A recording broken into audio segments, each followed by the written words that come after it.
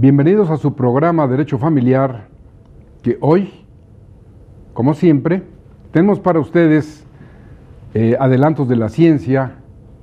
Tenemos el privilegio de que nos acompañe nuevamente el doctor Gonzalo Torres Villalobos, quien, como ustedes saben, es egresado de la Facultad de Medicina de la UNAM, es el director de la Clínica de Enfermedades Digestivas y de Obesidad de Medicasur, es el director de la Clínica de Cirugía Experimental del Hospital de Nutrición, miembro del Instituto Nacional de Investigadores de CONACYT, profesor titular de cirugía en la Universidad Panamericana y, por supuesto, su tiempo, su disposición, su generosidad para transmitirnos sus conocimientos no tiene límites.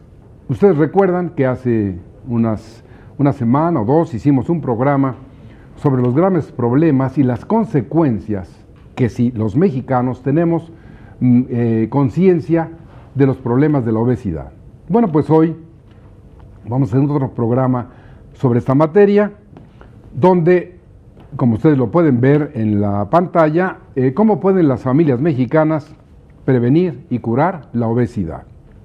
En estas circunstancias es muy importante que el doctor Gonzalo Torres Villalobos, que recientemente, se los anuncié la otra vez, acaba de regresar de un congreso mundial sobre obesidad en Brasil, que estuvo en Sao Paulo y en Río de Janeiro, y hoy afortunadamente está con nosotros, a quien le doy la más cordial bienvenida, doctor.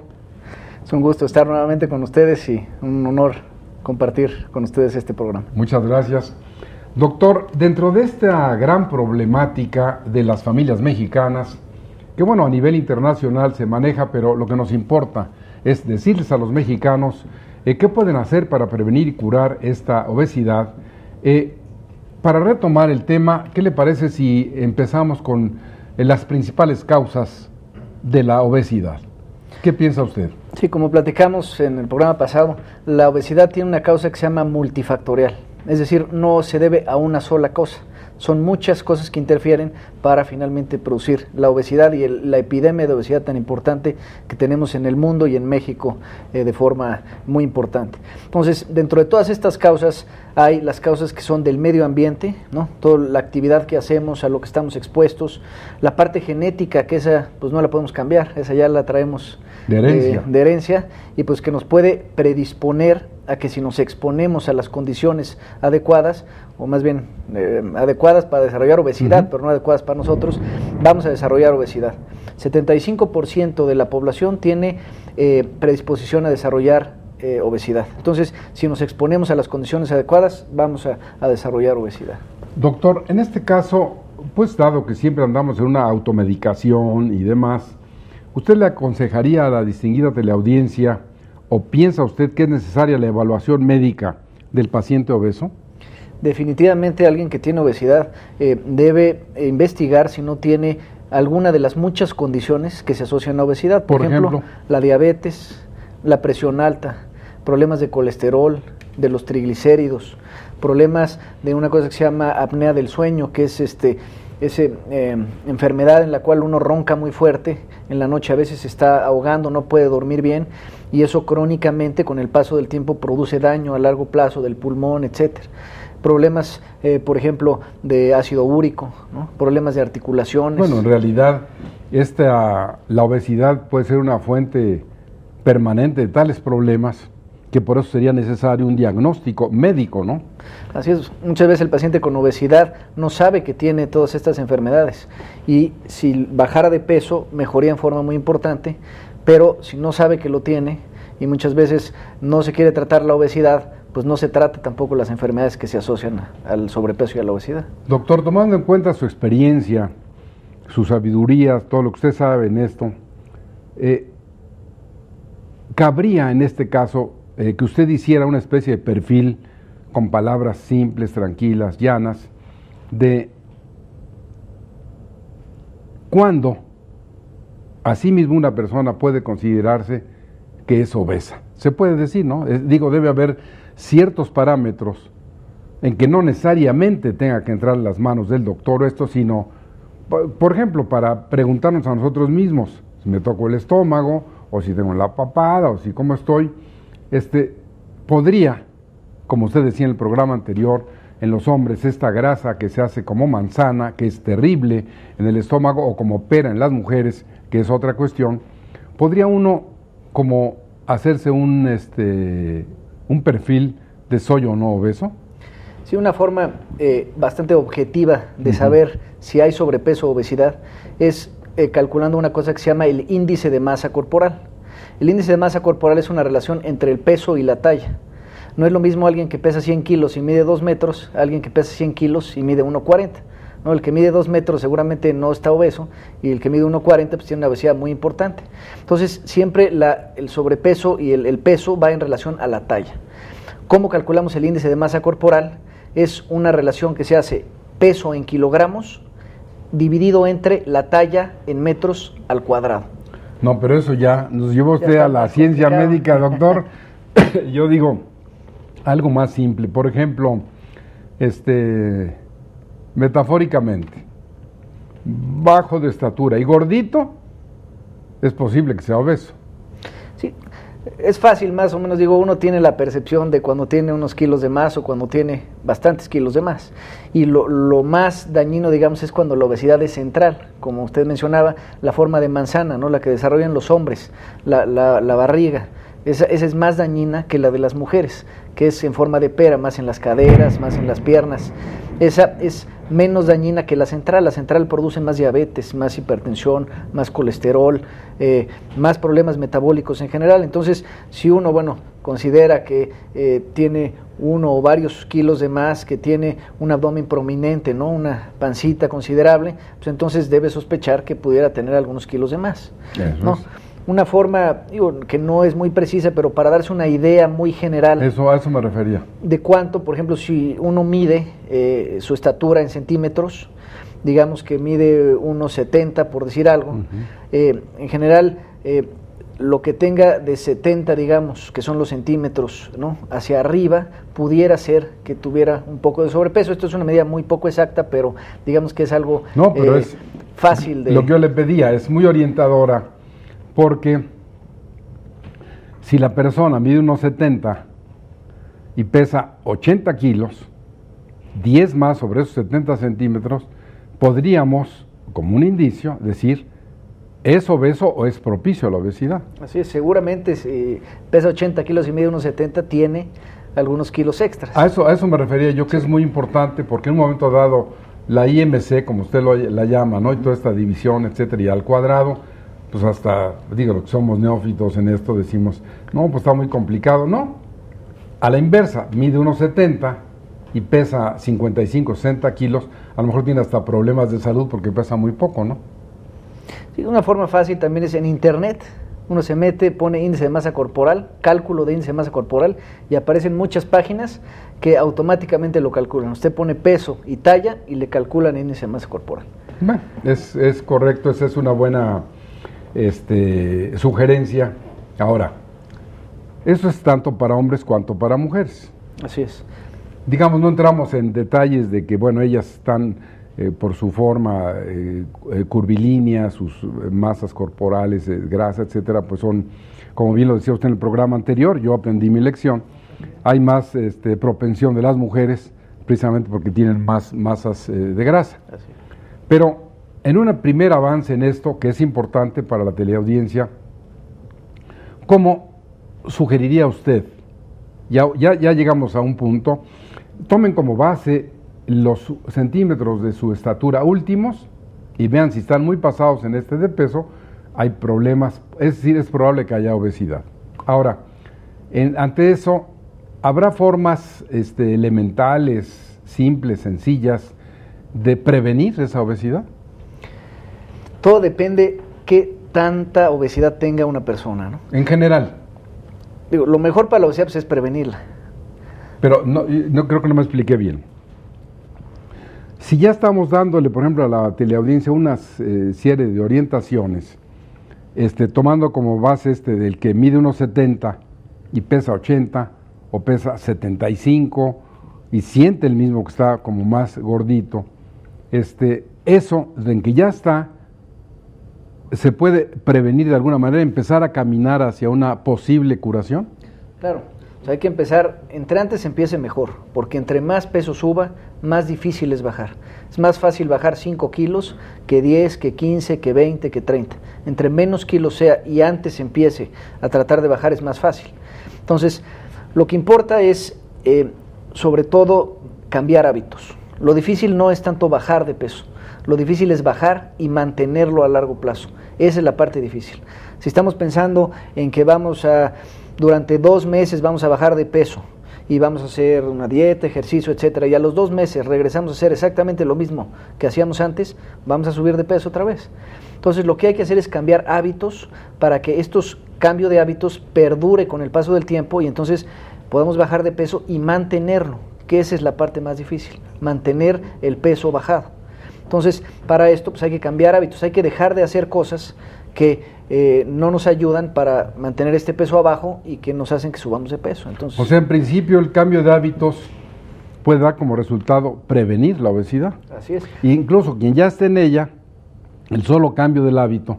Por ejemplo, si en lugar de, después de terminar de comer, uno se queda medio adormilado y en su propia casa, como usted lo decía, en el medio ambiente, camina 10 minutos, que es un hábito que nadie tiene, puede ser útil, ¿no? Claro. Cualquier actividad física durante el día que se vaya sumando quema calorías. Entonces hay que moverse, subiendo escaleras, en la oficina. Una vuelta a la manzana. Lo que sea, pero hay que moverse durante el día. Entre menos actividad física tenga una persona, menos calorías quema. Pero hay que recordar que lo más importante para bajar de peso es lo que uno come. O sea, 80% depende de lo que come, 20% de la actividad física. O sea, tiene mucho más impacto disminuir la cantidad de lo que comemos para bajar de peso que ponerse a hacer ejercicio, ¿no?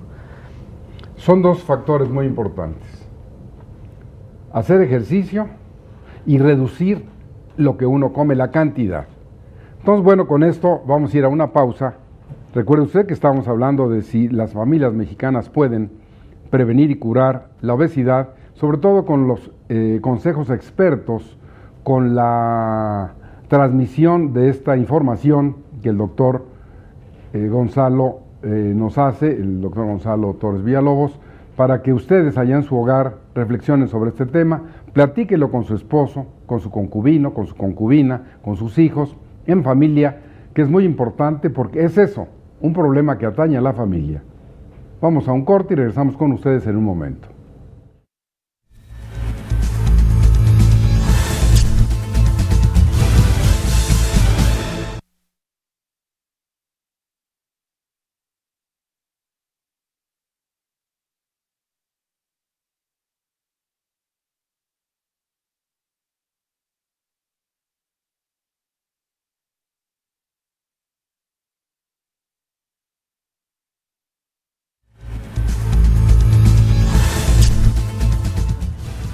Bueno, como ustedes ven, siempre es interesante escuchar a alguien que sabe, como el caso específico del doctor Torres Villalobos, que además en esa medida de que más preparado está, como él desciende y nos da con sencillez sus fórmulas, nos da sus reflexiones, nos transmite sus conocimientos, y decíamos precisamente que hay que prevenir y da en principio 2 cuestiones: ejercicio, si no lo hace, hay que empezar a hacerlo, no es necesario ir a un gimnasio, no hay que vestirse de atleta, sino simplemente al terminar de comer, de cenar o desayunar, una vuelta a la manzana, cuente, si le gusta la música, 3 o 4 canciones en que mientras las oye está usted caminando en su propia casa, pero hacer un poco de ejercicio.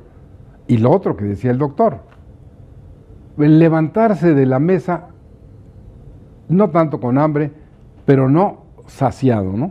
Tener un poco de, como que dejo algo para el ratito. Y entonces, en esta prevención, ¿qué otra cuestión podríamos sugerirle a la distinguida audiencia de, pues, que se concienticen de este gran problema? Porque, como usted ya lo señaló antes, esta es una epidemia, es muy grave, tiene una mortalidad impresionante y esta derivación de las enfermedades. Creo que en eso valdría la pena insistir, doctor, sobre ¿Cuáles son las principales consecuencias de la obesidad en la salud?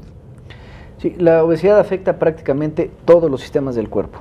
Y la vida. Y la vida. O Y sea, la calidad de vida. la calidad de vida en forma muy importante, la convivencia social, No, muchas, prácticamente afecta todo. Por ejemplo, alguien que tenga un sobrepeso importante, pues no va a poder encontrar ropa en cualquier lado, entonces tiene que ir a tiendas especiales. Entonces todo eso va afectando su calidad de vida, no puede viajar en cualquier... Y su economía. Y su economía también. Entonces tiene un impacto social, familiar, en muchas cosas, no nada más es el impacto a la salud, que es muy importante.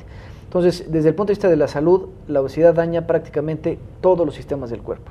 Sistema metabólico que habíamos visto, la diabetes, la hipertensión, el colesterol, los triglicéridos, el ácido úrico, pero también el aparato digestivo, ¿no? Los pacientes que tienen obesidad tienen más agruras, más reflujo, tienen más problemas de la vesícula, más problemas del páncreas. Entonces, prácticamente todo, problemas de las articulaciones, ¿no? Todo ese peso extra lo están cargando directamente las rodillas, las caderas, los tobillos. Entonces, con el paso del tiempo se dañan. Y son pacientes que a veces se hace un círculo vicioso porque tienen una rodilla dañada, no pueden caminar bien, no pueden hacer actividad física, por lo tanto, pues suben más de peso y es como una bola de nieve. Entonces, afecta prácticamente todos los sistemas del cuerpo. Bueno, yo creo que ese precio, ese que el doctor señala tan nítida y claramente, pagar el precio de no poder tener una vida plena, una calidad de vida de primera, sino estar ya al margen de la cuestión social, al margen de la cuestión económica, porque en un momento dado, como bien él lo dice, si usted pesa 140 kilos, difícilmente va a ocupar un asiento normal en el avión, o hasta cuando escoja un avión de primera, pues el espacio es reducido, ¿no? ¿Y qué decir de disfrutar otros placeres de la vida, otras cuestiones que la propia obesidad va a impedir? Por ejemplo, me gustaría que usted nos hablara un poco sobre, porque creo que es también un problema grave en el país, de la diabetes. ¿Cómo se manifiesta? ¿Cómo empieza? ¿Cómo la persona obesa automáticamente se transforma? ¿O cómo va surgiendo la diabetes? ¿O en qué consiste la diabetes?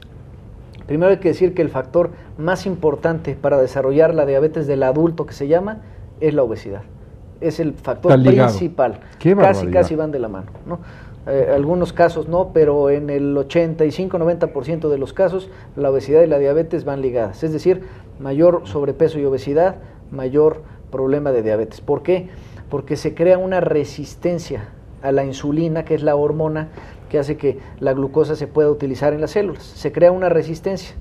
Entonces esa hormona ya no empieza a dejar de ser suficiente para que se pueda manejar la glucosa o el azúcar, que se llama. Entonces, ¿qué pasa con la diabetes? Empieza a subir y esa glucosa alta, esa azúcar alta empieza a dañar órganos.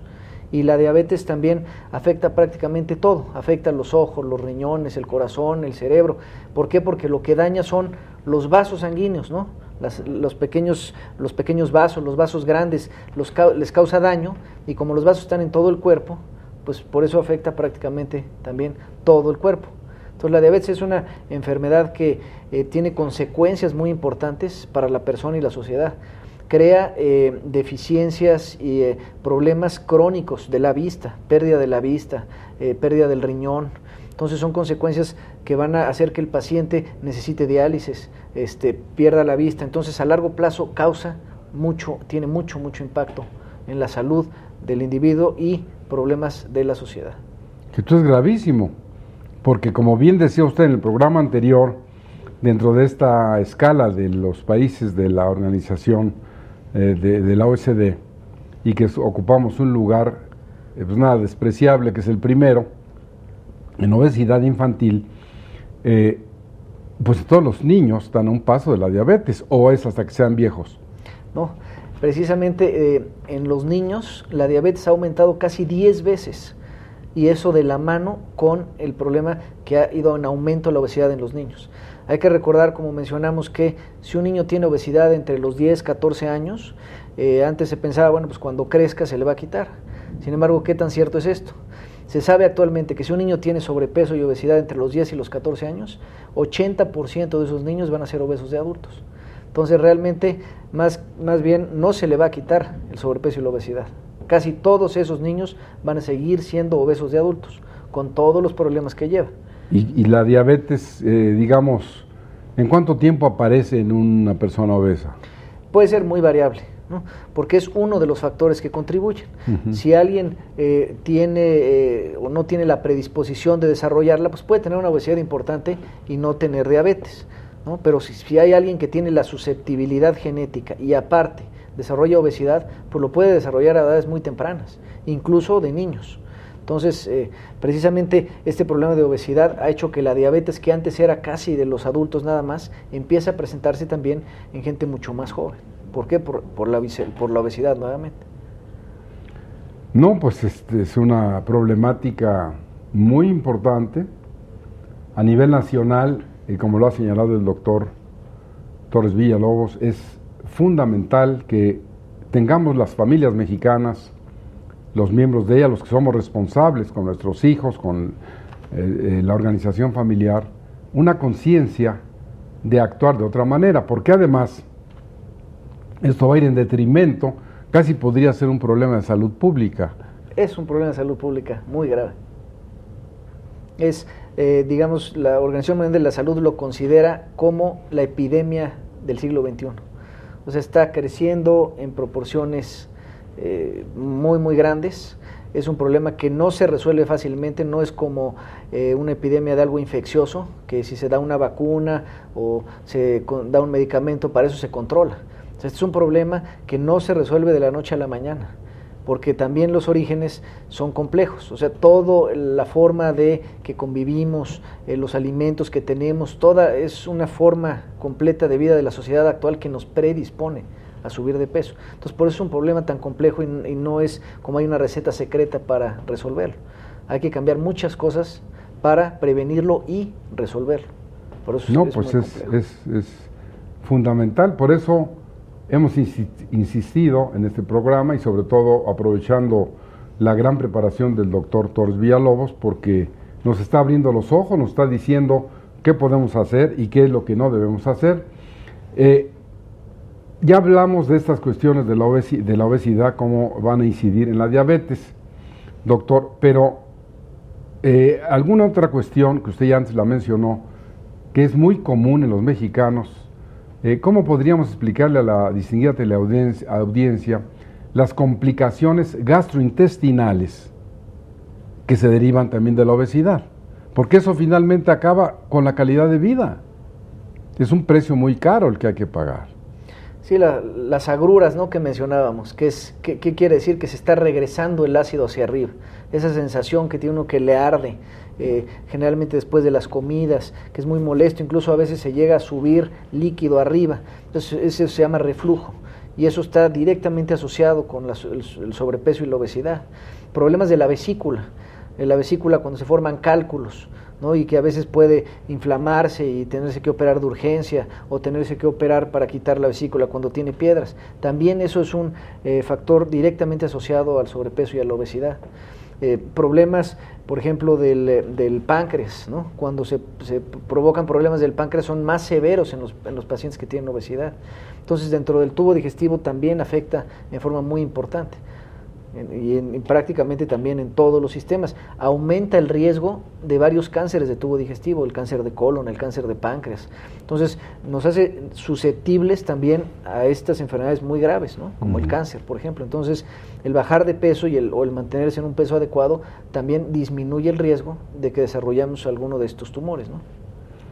Pues creo que esta cuestión de las complicaciones gastrointestinales es algo que es muy común. Vemos la proliferación de productos alimenticios, médicos, como eso de omeprazol y todas estas cuestiones que se están siempre diciendo que son como curas milagrosas, 14 días, 20 miligramos, hágale así, hágale acá, pero se está combatiendo, bueno, pues no sé si se cura con el omeprazol o si es nada más un paliativo de que, pues dice ahí la televisión, usted en 14 días ya no vuelve a tener un problema. Yo creo que eso es absurdo. No, generalmente el reflujo se controla, pero no se cura. Se puede quitar y puede regresar nuevamente.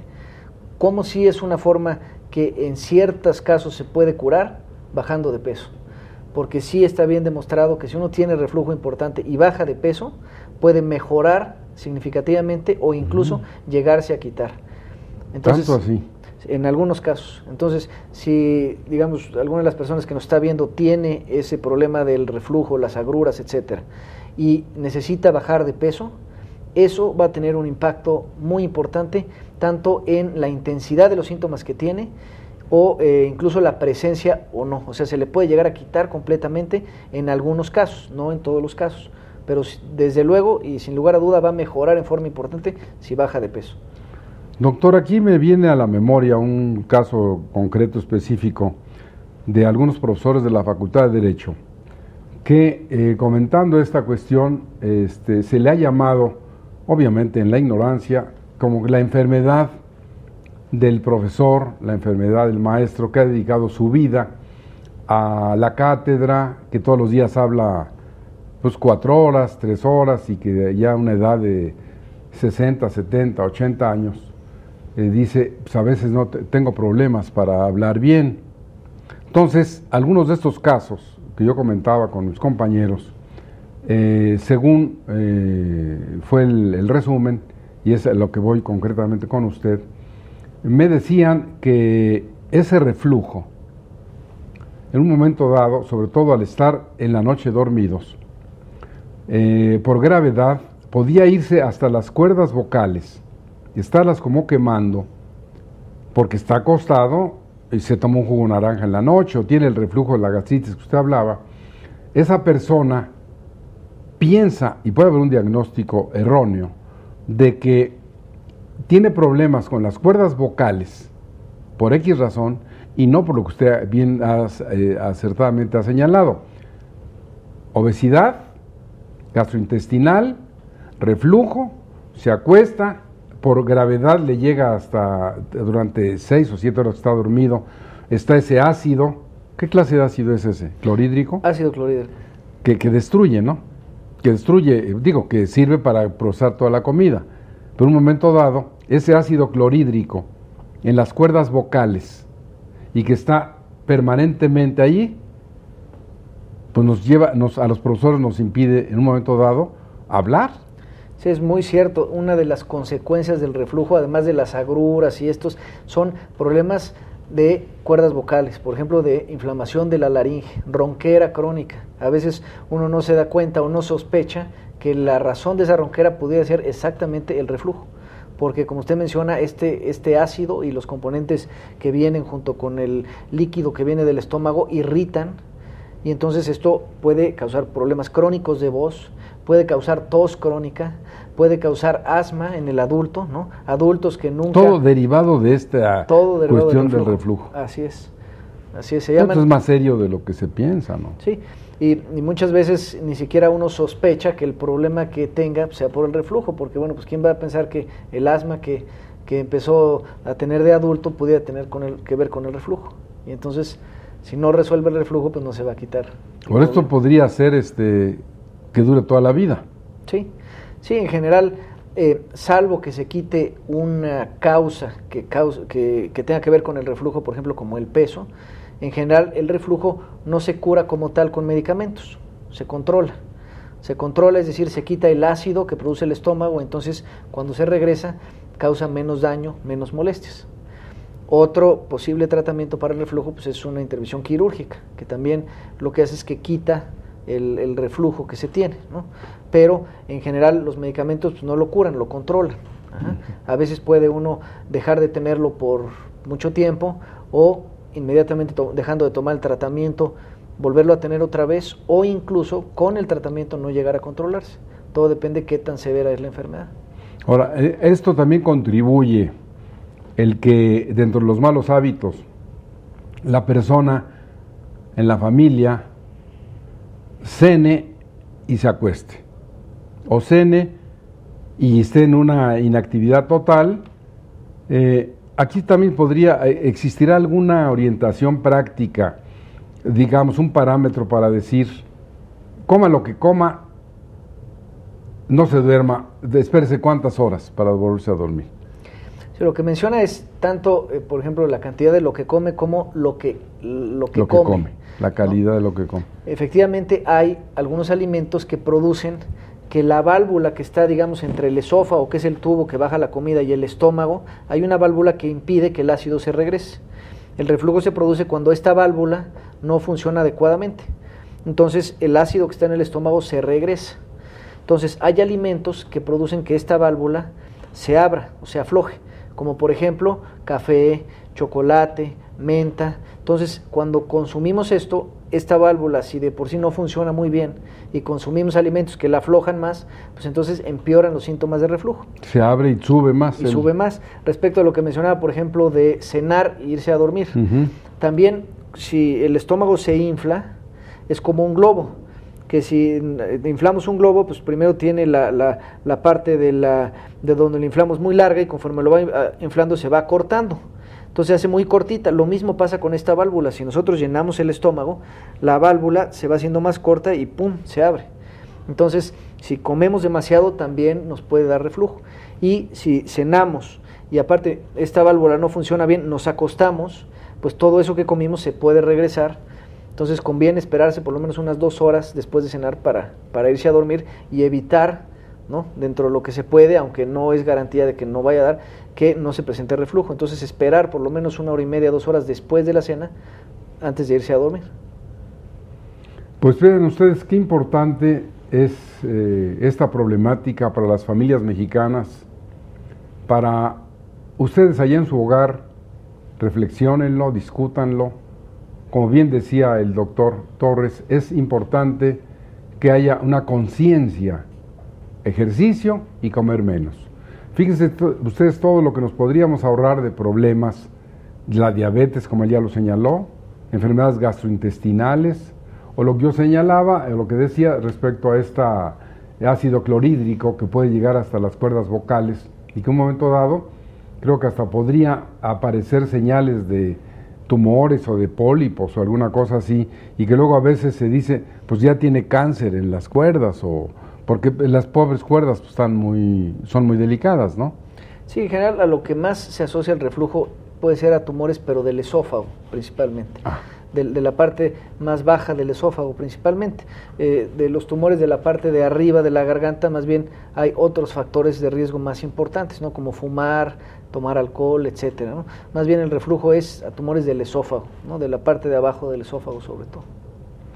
Bueno, doctor, igualmente yo le preguntaría a usted, porque es importante para la teleaudiencia, dada la complejidad, la cultura, la idiosincrasia, los hábitos, la pluralidad, el mosaico de familias que hay en el país, se puede dar el supuesto con frecuencia además de que en una familia de 5 o 6 miembros, 1 o 2 sean obesos, o todos tienen que ser obesos, o todos caminan en otra. Porque, por ejemplo, a veces uno ve desfilando por la calle una familia de 4 o 5 personas, unos jóvenes, unos niños, y empieza el papá, sigue la mamá, y todos con su respectiva lonja, su respectiva panza, de forma de manzana, de pera, y luego siguen los pequeños, e igualmente, como malfajados.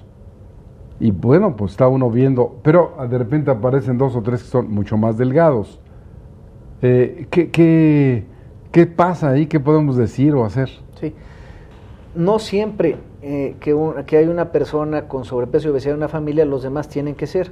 Sin embargo, sí está demostrado que entre más miembros de la familia tengan sobrepeso y obesidad, los demás miembros de la familia tienen el riesgo de subir de peso. ¿Por qué? Porque para que alguien suba de peso, pues tiene que tener cierta forma de vida, cierta forma de alimentación, etcétera. Entonces, en general, en una familia, pues muchas de estas cosas son similares, ¿no? Comen lo mismo, hacen las mismas actividades, etcétera. Entonces, sí hay una predisposición a que si en una familia hay personas obesas, y entre más personas obesas haya, sí hay más riesgo de que los demás miembros desarrollen sobrepeso y obesidad. Se dice que si un niño tiene 2 familiares de primer grado, por ejemplo padre y madre, su riesgo de desarrollar obesidad es casi del 80%. Entonces, efectivamente sí se aumenta el riesgo si en una familia hay más individuos con sobrepeso y obesidad de que los demás lo tengan. aunque no es 100%, pero sí aumenta en forma importante. Ahora le voy a hacer una pregunta que es un poco como perogrullo, así muy simple, pero creo que es preocupante, de acuerdo a lo que antes señalaba yo. ¿Cómo se les puede ayudar efectivamente para bajar de peso dentro de esa familia de 5, donde hay 2 obesos, sin sacrificar a los demás? Porque de repente, por ejemplo, se escucha en que, bueno, pues ahora como el papá o la mamá están así, gorditos, todos a dieta.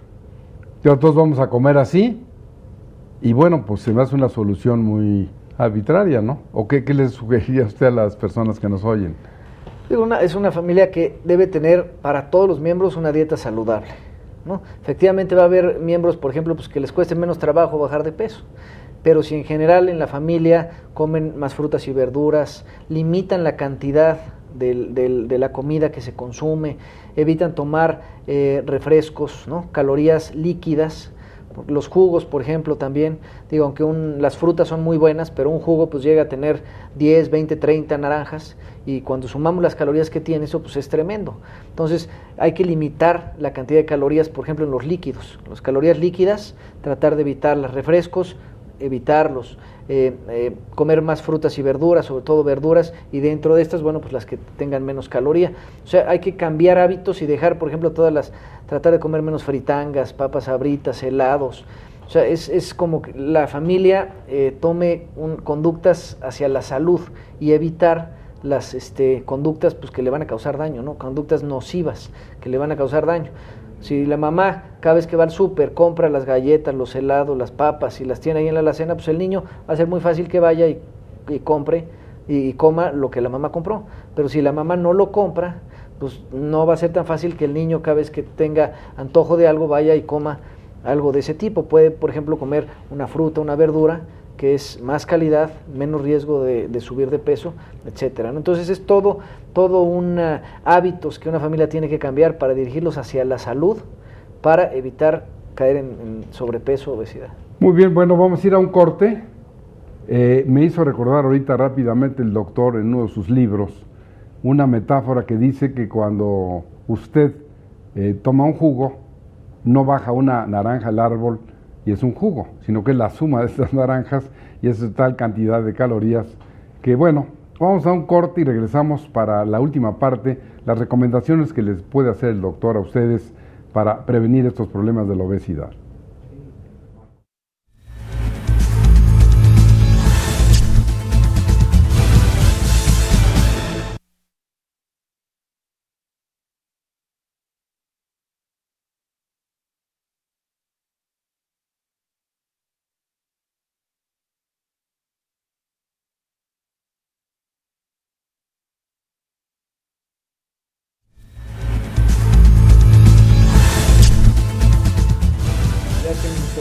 Bueno, pues como ustedes están escuchando, qué interesante es este problema, sobre todo las alternativas de solución, que en un momento dado, como antes dijimos, para prevenir, vamos ahora a avanzar un poco más en cuanto a esto de cómo se cura la obesidad, pero antes del corte les decía yo lo que señala el doctor en uno de sus libros, precisamente que cuando usted corta una naranja, pues no corta un jugo, ¿no?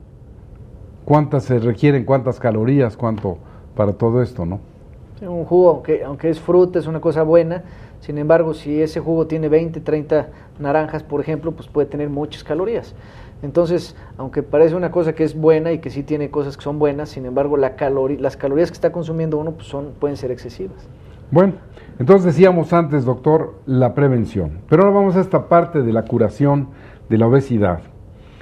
Usted, grosso modo, así, in genere, ¿qué sugeriría, en qué casos de obesidad usted podría aconsejar, que es algo también de la clínica que usted dirige en Médica Sur, esta clínica de enfermedades de la obesidad, y que es una materia en la que se escucha que si hay un cinturón para que ya no coma mucho, que si lo operan, etcétera? Concretamente, ¿en qué caso usted aconsejaría una intervención quirúrgica para reducir de peso? No tanto, bueno, todo esto, sino ya cuestiones estéticas, que la gente no pudo finalmente con los consejos, etcétera, pienso, porque es la parte de lo que usted hace también profesionalmente, una intervención quirúrgica para reducir de peso, ¿en qué consiste? ¿Hasta dónde puede llegar? ¿Qué consecuencias tiene? ¿Sirve realmente o es, digo, no el caso de usted, pero es algo que a veces es una moda pasajera? El tratamiento de la obesidad tiene que ser dependiendo de cuánto sobrepeso tiene un paciente. No es lo mismo alguien que tiene 5 kilos que alguien que tiene 15, que alguien que tiene 30 o 40. Pero para llegar ya a la operación... Para llegar a la operación se tiene que ser en un rango de obesidad que se llama obesidad mórbida. ¿Qué quiere decir esto? Que en base a lo que mencionábamos del índice de masa corporal, tiene que ser más de 40 de índice de masa corporal o más de 35 con alguna enfermedad asociada a la obesidad. Por ejemplo, vamos a ponerlo en los números que antes dijimos, porque si no la audiencia se pierde, como yo ya me perdí. Este señor o esta señora de 1,70 que se quisiera someter a una operación quirúrgica para reducir de peso y pesara 80 kilos, ¿sería un candidato a una intervención quirúrgica para reducir? No, no sería candidato. Es para personas que tienen más o menos 40, 50 kilos extras. O sea, de 1,70 que pesara 100 o 120 kilos. Así es. Ese no le queda más que la operación. Ahora, ¿en qué consiste esa operación? ¿Sirve? Es la forma más efectiva y realmente cuando un paciente tiene obesidad mórbida, o sea, ese grado más alto de obesidad, es casi el único tratamiento que funciona a largo plazo. ¿Y en qué consiste, doctor? Más para aprender un poco más. Estas cirugías ya se hacen por vía laparoscópica con unos pequeños orificios a través de los cuales, por ejemplo, uno de las cirugías se llama bypass gástrico. Aquí lo que se hace es que parte del estómago se separa y se hace un estómago pequeño al cual se conecta parte del intestino.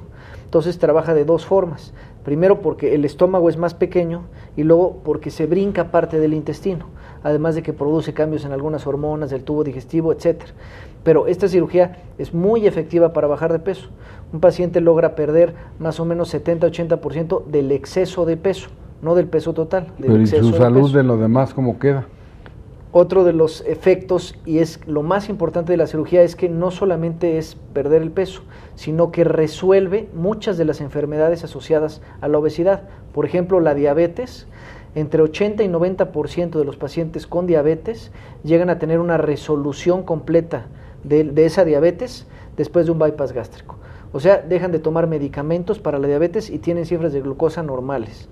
La hipertensión, más o menos 80-85% de los casos después de cirugía se puede llegar a controlar y a tener cifras de presión normales. Los triglicéridos y el colesterol también como en 80-85%.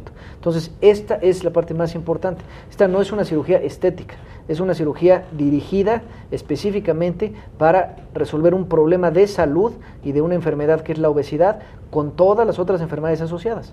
Entonces, se trata tanto el sobrepeso y la obesidad como muchas de las otras cosas que la acompañan, y es sumamente efectiva.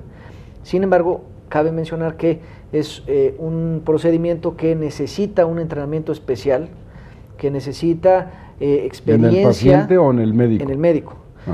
Y en el paciente ahorita vamos a ver que también se necesita un equipo de gente que lo vea, pero en el médico necesita una gente que sea con entrenamiento especial para hacer esta cirugía, que haya hecho muchas de estas cirugías, y entonces sus resultados van a ser muy buenos. Es una cirugía que si... muy peligrosa, ¿no? No es peligrosa, realmente si se hace por expertos. Si es hecha por expertos, su riesgo es muy bajo. Si es hecha gente que no tiene la experiencia y por el equipo completo, multidisciplinario, etcétera, sí puede tener riesgos. Porque no solamente es la cirugía, es un equipo que incluye una licenciada en nutriología, un psicólogo, psiquiatra, un médico internista, dependiendo, por ejemplo, de los problemas que tenga el paciente, puede requerir un cardiólogo o un neumólogo, etcétera. Entonces, un equipo multidisciplinario no solamente es el cirujano y la cirugía como tal. Estos pacientes, antes de la cirugía, se tienen que evaluar por este equipo, tratar de mejorar sus condiciones para la cirugía, controlar la diabetes, controlar la hipertensión, tratar de que baje de peso, etcétera. Y una vez que se opera el paciente requiere un seguimiento a largo plazo, también con este equipo multidisciplinario que le ayuda a que los cambios en la dieta los haga más fácilmente, que se controle mejor las enfermedades. O sea, es todo este equipo que va haciendo que los resultados sean mejores. Pero sí tiene que ser algo que sea en un centro que tenga experiencia ¿no? Y que haga con un equipo especial, etcétera. Bueno, en el caso concreto, yo lo digo porque alabanza en boca propia es vituperio, que el doctor Gonzalo Torres Villalobos precisamente es el director de la Clínica de Enfermedades Digestivas y de Obesidad de Médica Sur. Pero, doctor, aquí viene un factor muy importante porque dada la diversidad y la pluralidad de la gente que nos honra viéndonos, yo en principio, en mi ignorancia, digo, pues hay que tener muchos recursos económicos para hacerse esta operación, porque debe ser una operación cara, ¿no? Desafortunadamente, los seguros todavía no la cubren en México. Como o sea, la ¿no cubren, es enfermedad para ellos? Pues no sé exactamente cuál sea la razón como tal de que no la cubran, pero en muchos otros países la cubren, en Estados Unidos la cubren, en Brasil la cubren, y aquí no la han cubierto todavía. Porque sí, habemos muchos gorditos, ¿o qué? Claro. Entonces, bueno, las razones, pues ya... ¿Pero sí es cara? Mire, si comparamos, por ejemplo, con otros procedimientos quirúrgicos, y depende cómo se haga, etcétera, sí, efectivamente, pues no es una cirugía... ¿De cuánto estaríamos hablando en dinero común? Pues mire, es muy variable, primero el tipo de cirugía, ¿no? Porque cirugías bariátricas hay varios tipos, ¿no? Algunas más sencillas, otras menos sencillas. Pero digamos, usted ya se ha dado cuenta que yo trato de ir más a los comunes denominadores para que a la gente que nos ve le sirva, ¿no? Claro. Descarto el del extremo y el más abajo, pero un promedio, así como para escuchar, ¿de qué estaríamos hablando? De dinero, por ejemplo. Pues, por ejemplo, de una cirugía que depende, por ejemplo, sin contar los honorarios, ¿no? Digamos, con la parte de hospital, por ejemplo, ¿no? Hay hospitales como en Médica Sur que tenemos un paquete que incluye todo. Si incluimos el paquete del hospital, más aparte, todos los honorarios del equipo quirúrgico, de los anestesiólogos, los ayudantes, etcétera, o sea, todo lo que un paciente requiere para la cirugía, se hace un paquete que más o menos está alrededor de unos 170 a 190 mil pesos. Ajá. Bueno, eso es importante porque pues podemos crear falsas expectativas o ilusiones, y como bien lo dice el doctor, hay que ser un experto, no un todólogo, sino especializado. Quizá podríamos decir la especialización de la especialización, porque en el caso específico, y como bien lo ha señalado, no son razones estéticas, sino son razones curativas, de salud, de devolverle al paciente calidad de vida, prolongársela, erradicarle problemas tan graves como la diabetes o las cuestiones gastrointestinales, el sobrepeso, las articulaciones, todo lo que el doctor acertadamente nos ha señalado. Y aquí yo quisiera aprovechar, doctor, un poco porque creo que es importante para la teleaudiencia. Usted tocó un punto álgido dentro de los seguros. Es importante, sea cual fuera el seguro, que las personas consideren que cuando una compañía responde de los riesgos, cuando se da el siniestro, y autorizan cantidades, que una se refiere al hospital, lo que señalaba el doctor, que ellos ya integraron paquetes, pero que dentro de la aseguradora se refiere un paquete propiamente a el uso y la estancia en el hospital, y otro, los honorarios del quien opera, del primer ayudante, del anestesiólogo, todo el equipo que tiene. Pero hay que considerar esto, para que no le vaya a pasar y tenga una mala experiencia. La compañía aseguradora dice, autorizo 100 mil pesos para esta operación que te van a realizar, porque eso es lo que da esta póliza.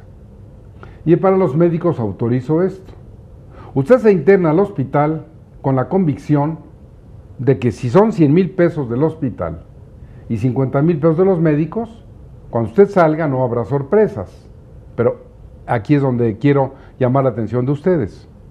Esa cantidad del hospital no es una cantidad fija. Si en un momento dado hay implicaciones, doctor, o se alarga el uso del quirófano en lugar de 1 hora a 10 horas, que me imagino que se paga por hora, o no sé ahí bien cómo sea el mecanismo, ¿no? El instrumental que se utiliza, incluso si hay que alquilar un instrumental muy específico, etcétera. Y como bien decía usted en alguna conversación que teníamos, qué bueno que no hubo que caer a la terapia intensiva, porque en un momento dado pues el seguro autorizó 100,000 pesos, resulta que la pura operación ya se rebasó por el uso del quirófano y todo lo demás 20,000 pesos, y lo meten a terapia intensiva que le cuesta 100,000 pesos al día. Bueno, pues ya no va a tener ni con qué pagar. Creo que esto es muy importante para la gente, porque esa es la comunicación con la propia aseguradora. Yo no estoy diciendo que si lo hagan mal, lo hagan bien, pero usted, si está asegurado, si usted es maestro de la universidad, si tiene gastos, seguro de gastos médicos mayores, etcétera, que esto quede muy claro, porque si no, hay sorpresas. Sí, en cualquier procedimiento y dependiendo, por ejemplo, de la póliza que tenga cada quien, no hay pólizas que dicen, no, pues para tal procedimiento se cubre tal cantidad, y ya si es algo extra, pues ya no lo cubre el seguro. Hay otros seguros que pues no tienen un límite como tal.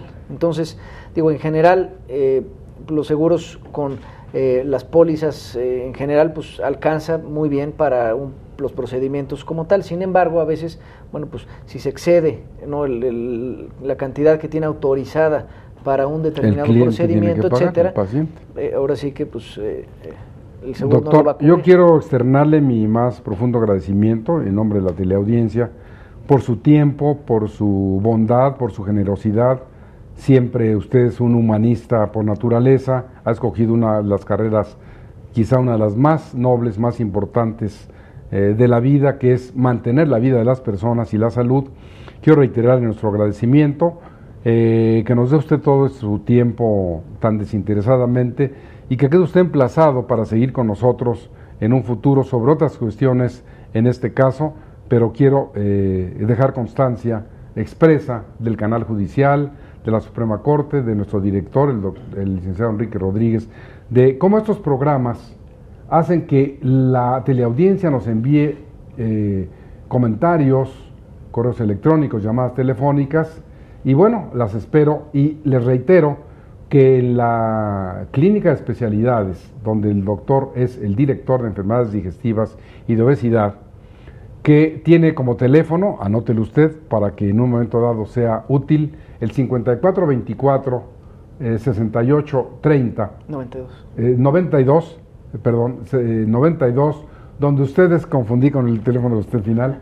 Lo repito, 54 24 68 92, donde ustedes llamen, hagan extensivo este programa, porque el doctor en esa generosidad, y yo lo he comprometido antes, ya inclusive algunas personas han llamado, él les dará un tratamiento mejor de amistad y justicia para quienes honren este programa. Y doctor, muchas gracias y nos vemos en una próxima emisión. Gracias. Agradezco mucho por la invitación y siempre estar un gusto y un honor estar aquí con usted. Gracias. Y a ustedes, gracias y esperamos verlos en el próximo programa de Derecho Familiar.